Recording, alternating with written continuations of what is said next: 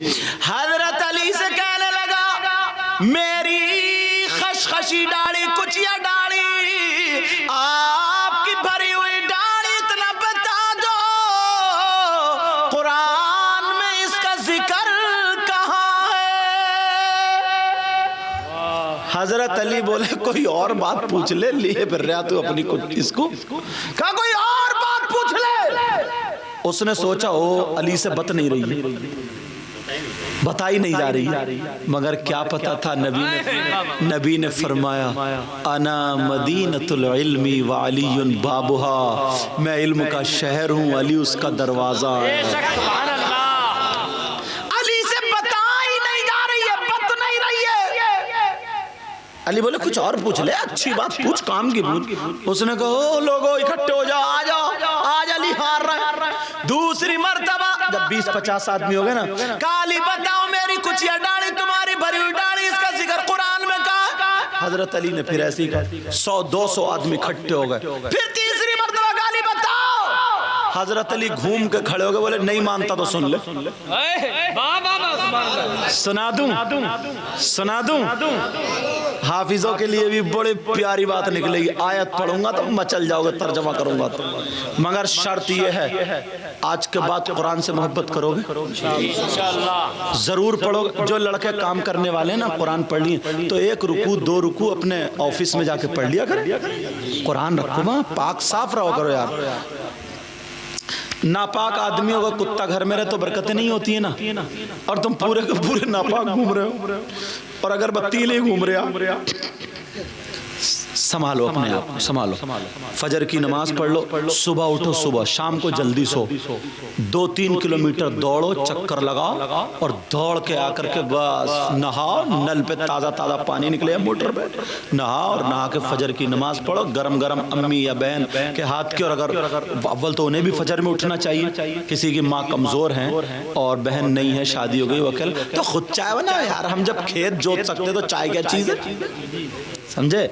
हाथ पांव चलाओ, अपना काम करो, बुज़दिल थोड़ी बनना कोई, समझ में आ रही है। ये सारे काम सुबह सुबह दौड़ा करो, उससे दिमाग भी फ्रेश होता है, हाथ पांव अच्छे होते हैं। मगर 2-2 बजे तक मोबाइल पे चैटिंग कर रहे हो, उल्टे सीधे में, क्या खाया तुमने, क्या पिया तुमने, डूब के नहीं मरा गया। बहन बेटी तो सबके घर में है यार, दूसरे की बहन बेटी की इज्जत, अपनी बहन बेटी की इज्जत। रात के 1-1 बजे तक मोबाइल पे पड़ा, सुबह को उठता है 10 बजे 8 बजे, ऐसा लगता है जैसे भूत उठ रहा, भूत, चेहरे पे रौनक नहीं होती। फिर कहता कि काम नहीं चल रहा। कुरान शरीफ पढ़ा करो। अच्छा, अगर पढ़ो तो आयत पढ़ के बताऊं उस्ताद लोग उलमा ये तो जानते, लेकिन आयत पढ़ूंगा मजा आएगा, पढ़ दूं। हजरत अली ने उसकी कुचिया दाढ़ी को और अपनी भरी हुई दाढ़ी का जवाब कहां से दिया? बिस्मिल्लाहिर्रहमानिर्रहीम, सुभान अल्लाह। वल बलदु तय्यब यख़रुजु नबातुहु बिइज़्नि रब्बिह वल्लज़ी ख़बुथ ला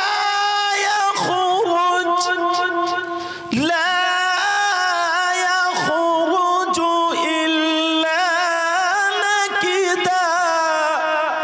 सुभान अल्लाह। कुरान की आयत है नहीं, अब तर्जमा सुनो, तुम्हारे लहजे में करूंगा। हजरत अली बोले, सुन, अपनी दाढ़ी पे हाथ फिरा, बोले वल बलदु तय्यब, बोले अच्छी जमीन, सुभान अल्लाह, बोले वल बलदु तय्यब, अच्छी जमीन, यख़रुजु नबातुहु बिइज़्नि रब्बिह, अपने रब के फजल से अच्छी फसल देती है। क्या बोले अच्छी जमीन अपने रब के फजल से क्या देती है? और उसकी दाढ़ी पे हाथ रखे बोले वल्लज़ी खबुस ला यखरुजु इल्ला नकिदा, बोले बंजर जमीन, खबीस जमीन, बेकार जमीन, बोले बंजर जमीन कोई फसल नहीं देती, एक दो ठुंड जम जाते हैं। क्या कह रहे हैं, सुभान अल्लाह, सुभान अल्लाह। यार जब मैं तरावी पढ़ा, मैं हाफिज भी हूँ अल्हम्दुलिल्लाह, 10 साल की उम्र में हो गया था हाफिज, समझे अल्हम्दुलिल्लाह। तो मैं आज भी कुरान सुनाने जाता हूँ अल्हम्दुलिल्लाह, इनको मालूम है, ये मेरे बहुत करीबी हैं ज़ुबैर रज़ा सानी, अल्लाह ताला और इनको ऊंचे से ऊंचा अच्छा शायर बना दे और नेक शायर बना दे। तो 50-50 किलोमीटर से लोग सिर्फ कुरान की तफसीर सुनने आते हैं। 50-50 किलोमीटर से मस्जिद भर जाती है पूरी टोटल। और जब जसपुर में सुनाते थे ना, तो अजान से आधा घंटा पहले अंदर की मस्जिद सब भर जाती थी, क्योंकि मौका नहीं मिलता था फिर बैठने का, समझे। मगर मैं फिर क्या करता था, तरावी पढ़ाई और फिर मैं इत्मीनान से पढ़ता हूँ, बहुत ज़्यादा तेज़ नहीं। जैसे अभी एक वो जो वायरल हुई थी ना, बाज हाफिज, तो बाज हाफिज की बड़ी पिटाई होगी यार, बहुत मारा जाएगा उस हाफिज को। बस नियत बांधी, अल्लाह मुत्तकीन या मलून अल्लाह यार, ये कुरान। और तुम क्या करो, मजा आ गया, 20 मिनट में तरावी पढ़ा कर रख दी। हाफिज थोड़ी है, रेले है रेले, और ये रेला फूला पे बड़ी पिटाई होगी इस रेले की भी और साथ में तुम्हारी भी। तरतील के साथ पढ़ो, तजवीद से पढ़ो, ढंग से पढ़ो। कुरान है यार, अल्लाह का कलाम। गाली देते हो तो कितनी जमा के देते हो, एक भी कायदा नहीं छोड़ते हो उसमें, समझे। हाँ, कुरान ढंग से पढ़ा करो, पढ़ोगे ना, तुमने वायदा किया।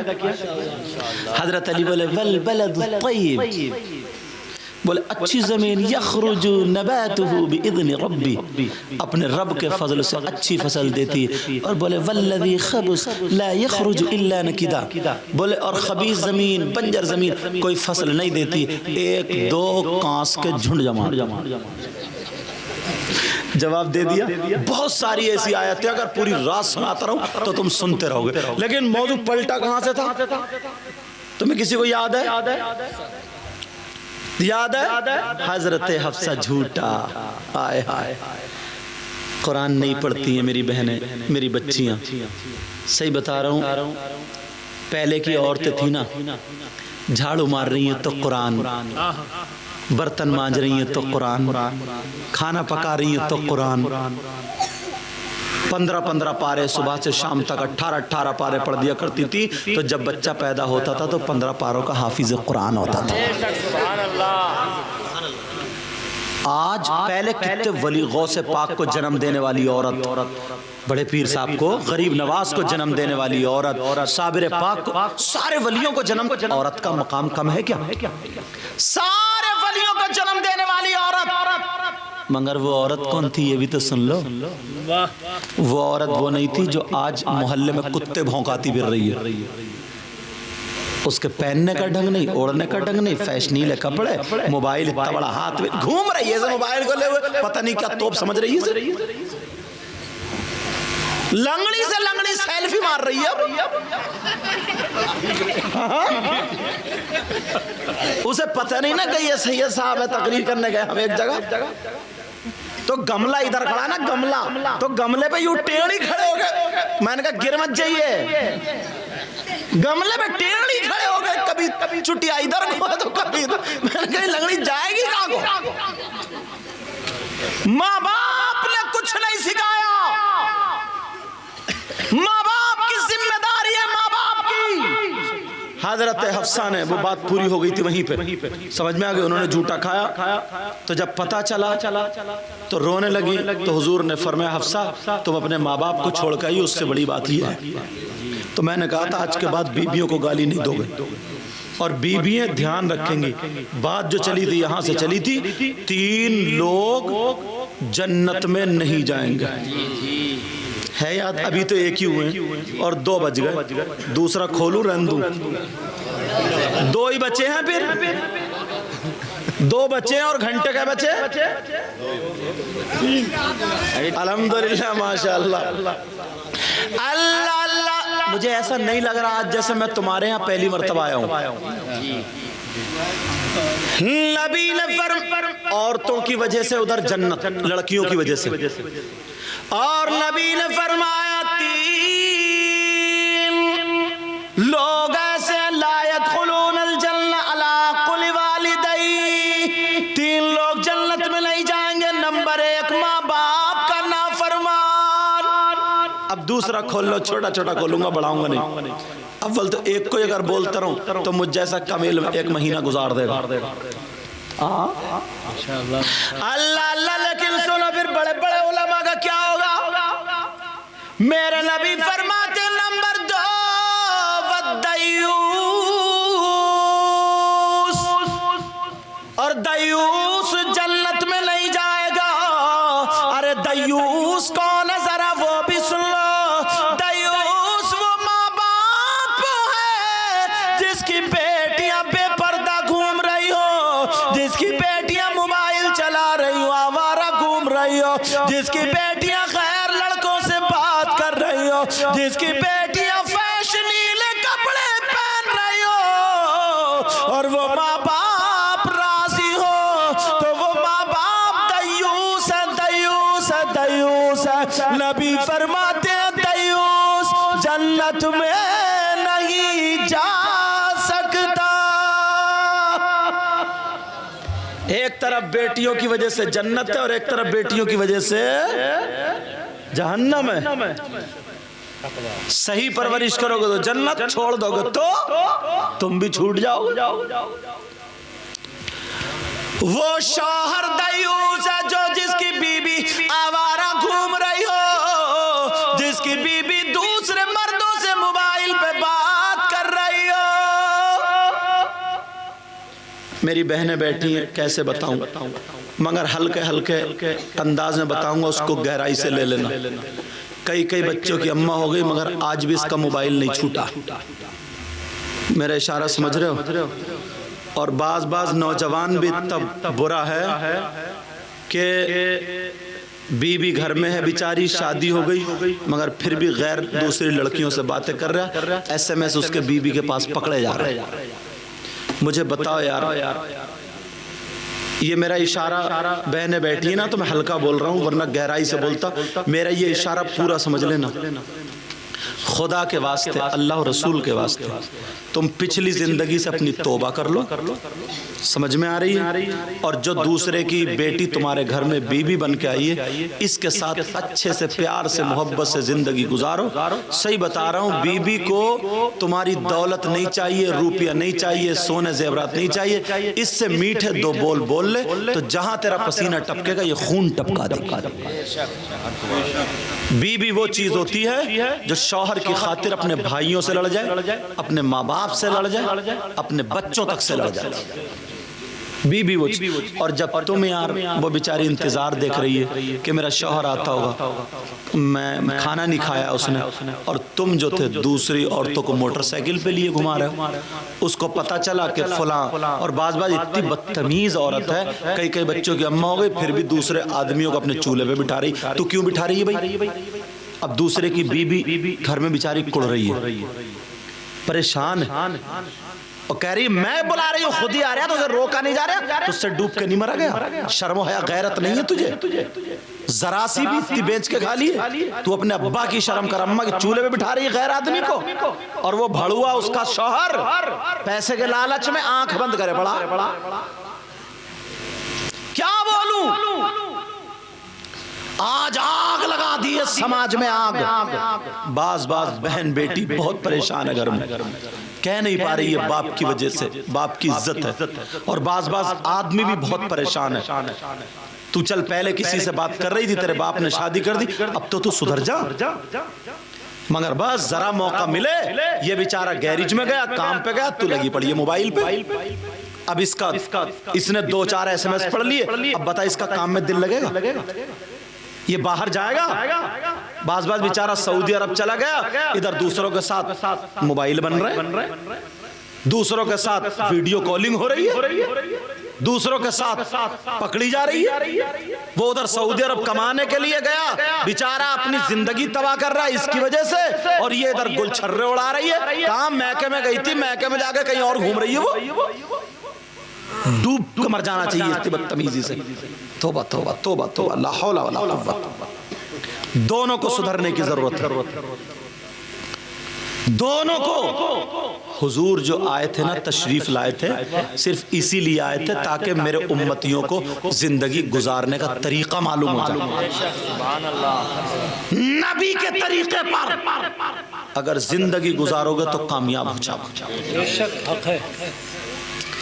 नई नई शादी हुई है और बस बीबी को पहनाई साड़ी, वो चमकती धमकती, और उसने वो मेकअप करा, वो घोड़ों वाला मेकअप, घोड़ों वाला, समझे, मेकअप करा। जैसे जिस कलर की साड़ी है उसी कलर के ये आंख के पटले, समझे, उसी कलर के होठ है, उसी कलर की चूड़ी है, और बस बारात, पूरी बारात में दोनों मियां बीबी उधर कुर्सी पे बैठ के एक प्लेट में हाथ पे हाथ रख के वो उसे खिला रही है, वो उसे खिला रहा, और बातें चल रही हैं, हाथ पे हाथ मार रहे हैं। पूरी बारात देख रही है इन बेहयाओं का तरीका, इन बेहयाओं का, बदतमीजों का तरीका।